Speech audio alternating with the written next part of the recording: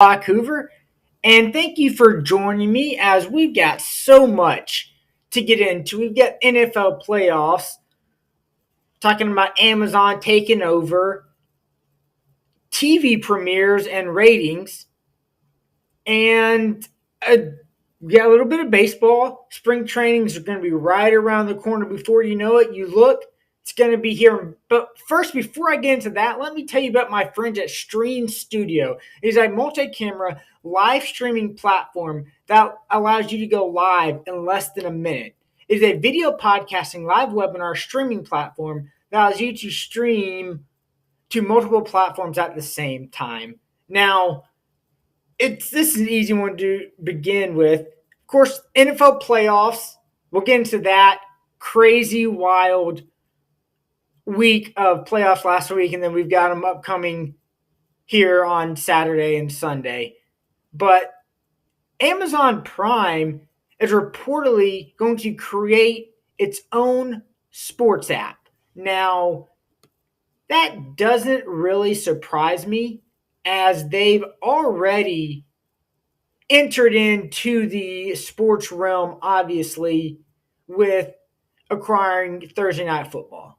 So they've got that already. And then there are other things that they've got going and going on. So they want to, and it won't surprise me if they've got more sports coming with their app of what they do. And not a surprise, it'll be probably an additional charge, which that's what everything gets, is subscription based, and add on an additional XYZ for Amazon. Now, it hasn't really been reported or said anything yet about, hey, if I get Prime, I get it as well. Or, I mean, if you have Prime, do you get it as well? Or is that an add on additional to like Prime or, whatever, which, in Amazon, I would venture to guess that's the route that they're going to go. Now, not a big surprise here when it comes to primetime TV watching. Sports are in 63 of the 100 most watched TV shows in primetime for 2022. 40 of those games are NFL games. Once again, not a surprise. The World Series is sprinkling in for a few games. There's a few college football games. The Olympics were there as well. And one or two March Madness basketball games. Outside of that, it was the NFL, which isn't a surprise. So I was kind of curious.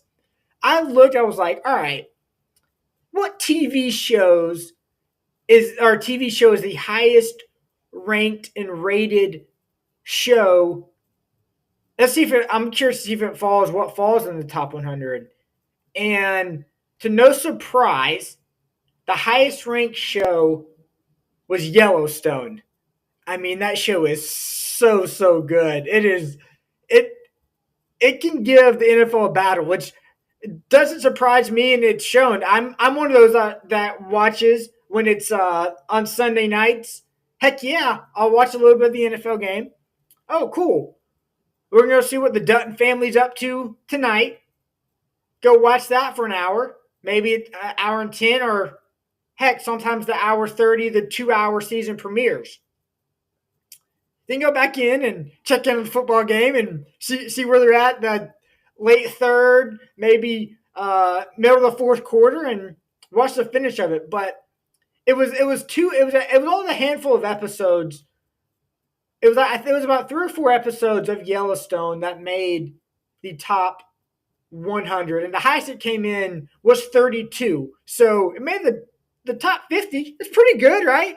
I mean, to be a award-winning TV show like it is, it came in at 32 as one of the highest ranked episodes there is. Now, not a surprise, but hey, I get it. Now, like I mentioned earlier, NFL playoffs, super wild card weekend happened last week. And there's so much to get into with that. I'm gonna kind of run through these. Obviously Jags Chargers. Oh boy. As a Chargers fan, if you're a Chargers fan, I completely understand it. I get it. I get your pain. I get your sorrow. I get your head shaking. As a Falcons fan, we've been there. Yes, we've been there, and everybody knows it. And it was so funny. I saw someone on Twitter say, "You know what the Chargers are? They're just the West Coast Atlanta Falcons." Summed it up perfectly, without a doubt. Summed it up perfectly. But isn't that just typical for the Chargers and kind of their time and their season and as a franchise? I mean, even going back to the Philip Rivers days of, hey, they're supposed to make the playoffs, and then they turn out to be 6-10. Or, ooh, we get a high flying Chargers team coming into the playoffs. They stub their toe and lose in the first round.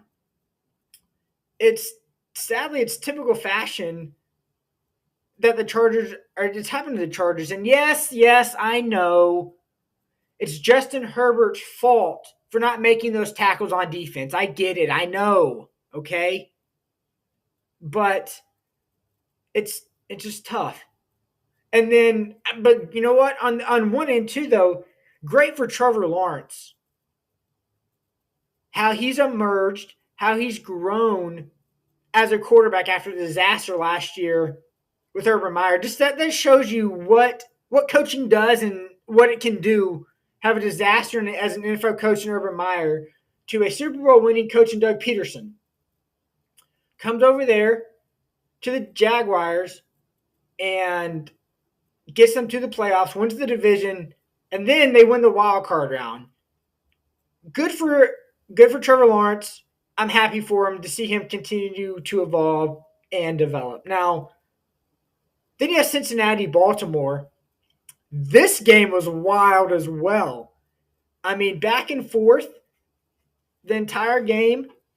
And Cincinnati, as powerful as their offense is, won obviously on that fumble into the end zone where that quarterback's trying to get in. You know, the Henley. So, wow. Then also, too, they struggled facing a backup quarterback in Baltimore. So that's like well, it makes you worried a little bit if you're a Cincy fan going into the Bills game. And then you have the other stuff here with J.K. Dobbins says they win this game with Lamar Jackson. Yeah, he's probably right with based on the results, what happened, for sure. But also, it's almost like a twofold. He's calling out both guys. Like Lamar Jackson, put a brace on it, come out and play. But also, Huntley, why can't you get this done? Or, you know what, hey, you're a backup for a reason. I agree with what Dobbins said. But it makes you really want to know what's going on in that locker room for a player to come out and say that. Yes, I get it. He's mad. He's frustrated. But at the same time, it's like a double-edged sword there where you're stabbing yourself both ways with what you're saying of, dang, Lamar, why couldn't you come out, man up, and play? But also, Huntley, I wish we had our starting quarterback in. Tough, weird situation. Survive in advance. Hopefully, we got a good one coming up with Cincinnati and Buffalo. Then, speaking of Buffalo, we got Buffalo, Miami. That game was so hard to figure out why it was so close. I mean, Miami's got their third string quarterback They had 2 turnovers, only rushed the ball for 42 yards. Tyreek Hill only had 69 yards. And then had some big drops in the game as well. So you have all of that, and the Bills hanging on to win that football game. It was a weird one. It really was. That one's hard to figure out. It really is. And what they say, survive in advance.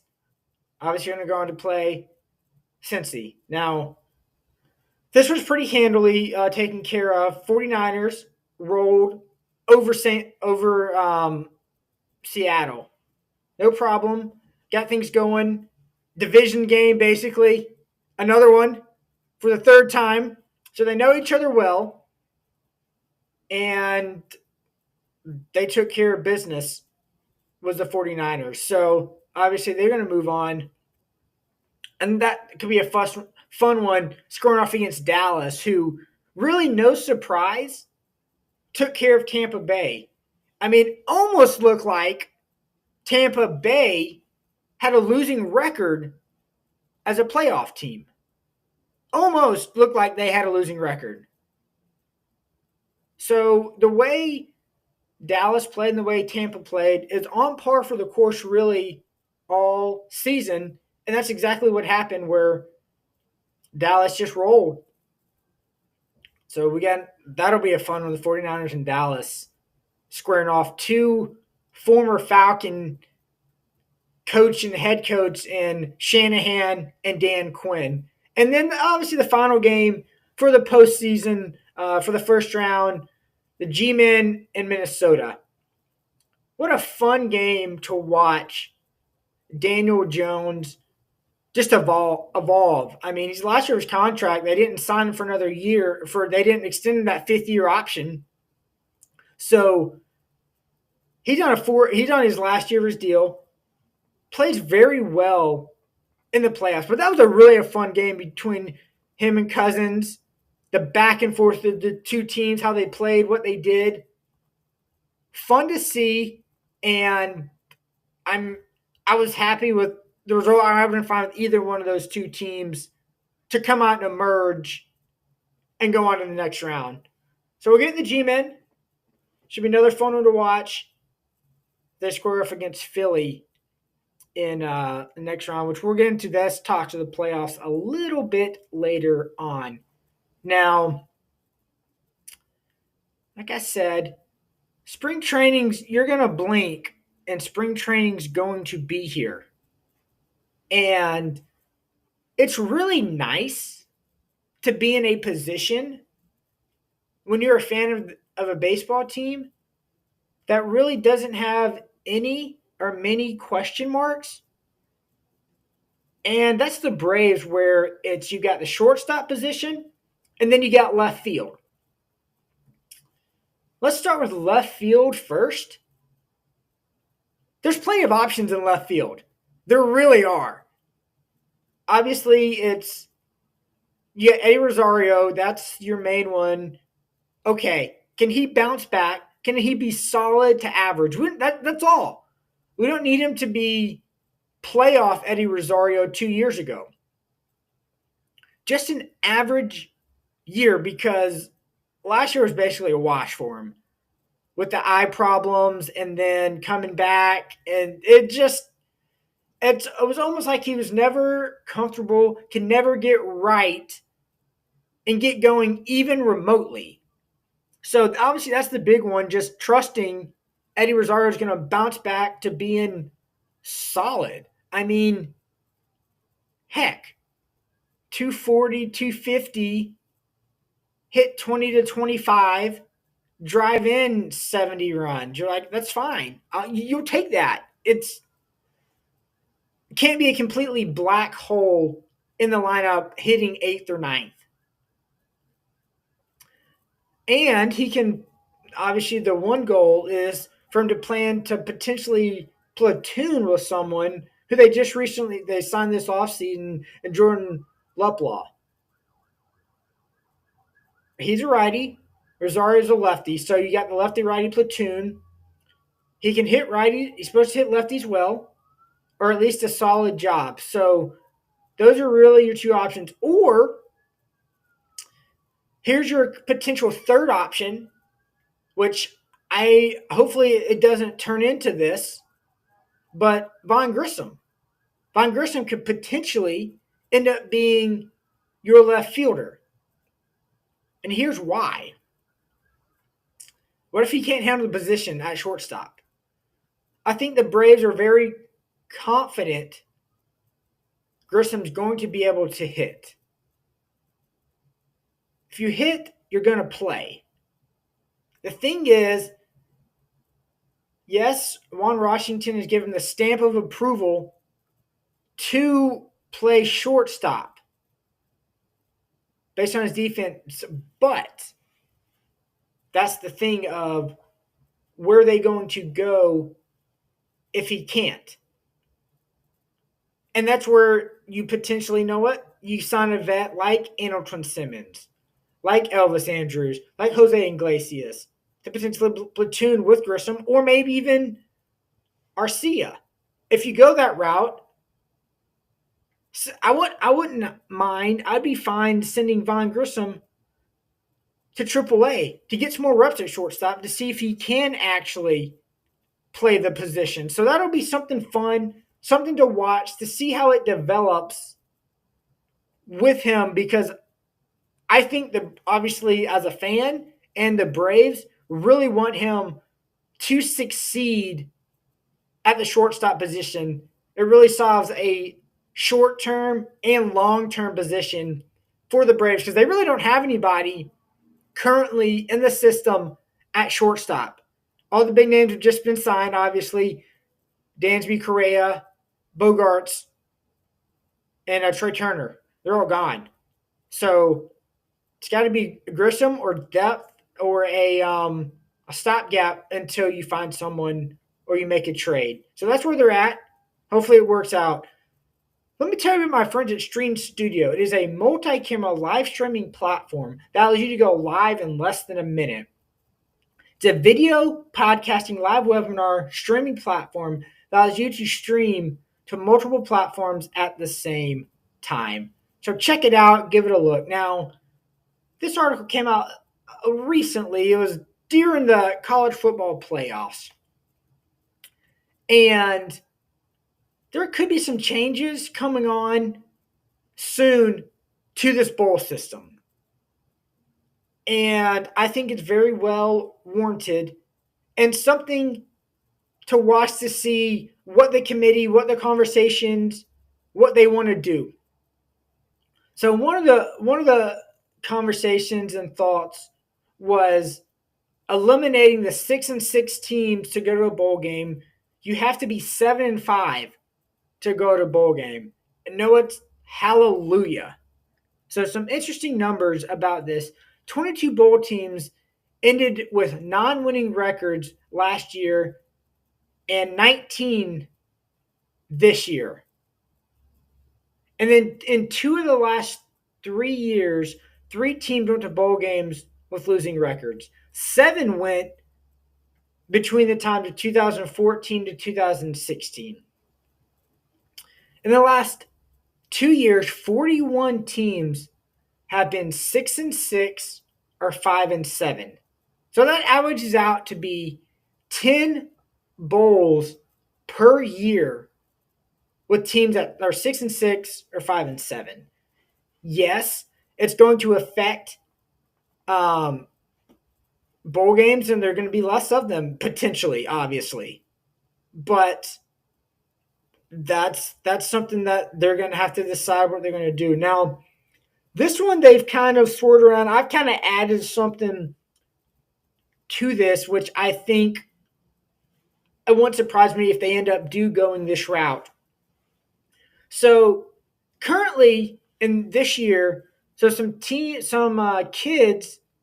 have gotten some NIL deals via bowl games based on their name, or a handful of players get deals. Well, now I could see where they play bowl games, they would entice kids to play bowl games by giving them one final NIL deal, just a one time thing. And here's I think how that could work. So instead of giving all the money to the schools for competing in the game, maybe you divide some of that up to the players if they play. Yeah, that still might not change or affect some kids' decisions, but it might be worth it for some kids to give, say, 50 to 100,000 a one-time deal to the kids. So obviously, depending on what your bowl payout is, there's obviously different variations of pay depending on the prestige of your bowl. But like I said, I just threw a number out there. If it's you get less, the bowl gets less. Maybe it's 3,000. But if when your game's getting millions, your school's getting millions for playing an X bowl game. Maybe you split some of that up. Less goes to schools, more goes to kids. Now, will it prevent? I still don't think that 50 to 100,000 would prevent kids from sitting out, knowing I'm a first round pick. I got hurt.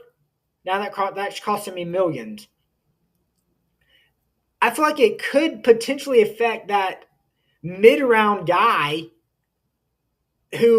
which that's obviously very much a crapshoot of where they're going. Hey, they're projecting the second round, they go in the fifth, or they're projecting the third round and they go in the seventh. So that's the kind of the juggling act there, depending on what round they are and where they're going. So that's the thing that could be something to watch if that were to be in play, which I think it would be cool if that actually was put into place. Now, they still haven't decided on this yet either, or I don't believe they have, of deciding where the early playoff rounds are going to be. And it's tough because I like both options, but I'm kind of leaning towards the top seeds plays in their home stadium. So for that first round, the top seed plays in their home stadium, or you continue to rotate it with different places that are already get the playoff games and the New Year's Six bowls, and then you add a few if you need to.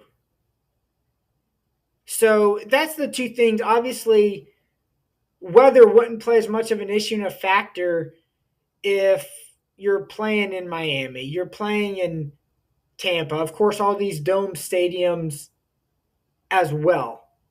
That wouldn't be an issue where if you're playing up in Ohio State, or if you're playing up in Michigan, potentially in Oregon, it's cold. Snow, tough field conditions, not ideal temperatures. It's like give or take aspect, and it's tricky. It really is to determine what would be the best route and the direction to go when they expand, which I'm not a fan of. I do not like the expanding of the playoff because it waters it down.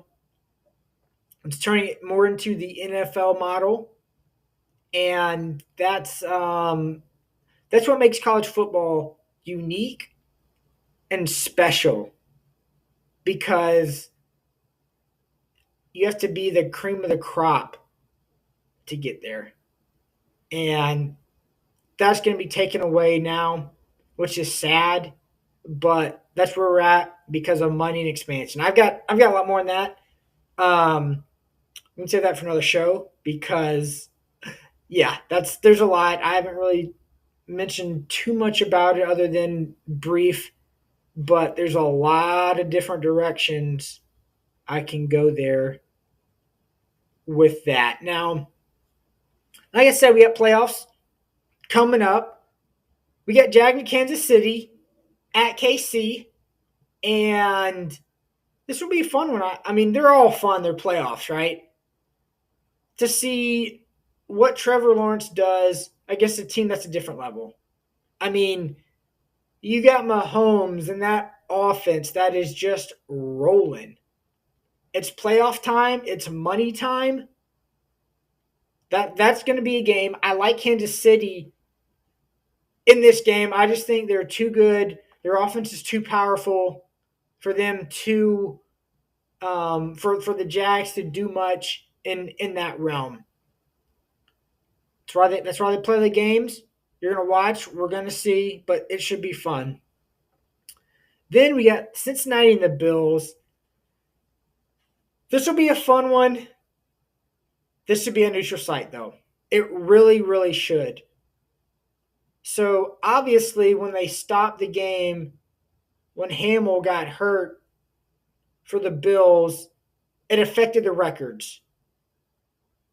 NFL on that end made the right call, but if Cincinnati beats the Bills, they have the tiebreaker and have home field advantage. But since Buffalo has one more win based on winning percentage, they get the home game. Why is that one not a home field advantage? I mean, at a home field of Cincinnati or the Bills. If the Bills win the game, it doesn't matter, obviously. But since it got suspended and obviously postponed, they didn't finish it. Then why does Cincinnati get punished for that decision? That's not right. This is going to be a fun one. I do like the Bills, though, in this game. One, because it's at home. That's really it. It's at home, and they've played well. Cincinnati did not look good their last game, but of course, neither did the Bills. I just like Buffalo in this game. Obviously, too. What are the injuries with Cincinnati and their offensive line? Are they going to be healthy? I know they were a bit nicked up in the Miami game. Are they full fledged? Are they healthy and ready to go? We'll see. I obviously that's a thing, but just what Buffalo's done this year. It's at home. I like them to advance. You got New York at Philly. Philly has a home game, has the bye. This is going to be a fun one. You got Daniel Jones, what he's done. You got Philly, that offense, the best team, one of the best teams in football. They deserve the bye. They've earned it. You got them coming in, squaring off to see who advances. I like Philly in this one. I just do. On bye, 2 weeks to prepare. The road rested. You'll get a fully, obviously, Jalen Hurts raring to go. So that should be good. That should be fun. Then, the last one in the playoffs, you got the 49ers and Dallas. This will be intriguing for one end because you got Dan Quinn squaring off against Kyle Shanahan. Both coached together in Atlanta. Obviously, Dan Quinn's not the head coach, but you got the head coach going against the defensive coordinator there. But they know each other's tendencies. What they like to do offensively, what they like to do defensively. Is there going to be any changes? Is there going to be any being able to exploit one thing or the other when it comes to Kyle Shanahan? If it's me, I believe Kyle Shanahan's in this matchup's got the upper hand based on his coaching style, his design, what he can do offensively to to create plays. It's going to be something to watch. And I like the 49ers in this game. So it's another week. We'll see what happens. It's the playoffs. there's probably going to be one upset coming through as Cincy the Cincinnati Buffalo game. Either one of those teams coming out wouldn't surprise me at all. That would be the one I would not consider an upset. Outside of that, the Jags would be an upset. Obviously, the Giants would be an upset. I could see Dallas beating the 49ers.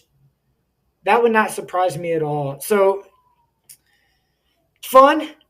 Talk to you. We'll get to talk about it next week right here on the Lock It Down Sports Podcast. As always, you can follow me on Twitter at Lock It Up Media. That's Lock It Up Media. Talk to you next week. Have a good one.